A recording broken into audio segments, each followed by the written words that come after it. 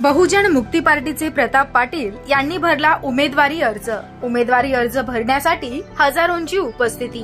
बुलढाणा लोकसभा मतदारसंघातून बहुजन मुक्ती पार्टीचे उमेदवार म्हणून प्रताप पाटील यांना मैदानात उतरवलं असून त्यांनी 2 एप्रिल रोजी बुलढाणा येथे हजारो कार्यकर्त्यांसह दाखल होत आपला उमेदवारी अर्ज जिल्हाधिकारी कार्यालयामध्ये दिलाय। आदर्श आचारसंहितेचा कोणत्याही परिस्थितीत भंग होणार नाही याची पुरेपूर काळजी प्रताप पाटील यांनी घेतली।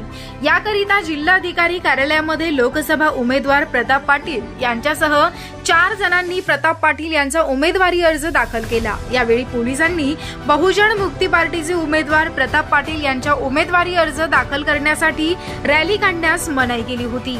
यावेळी शांततेत त्यांचा उमेदवारी अर्ज दाखल करण्यात आला।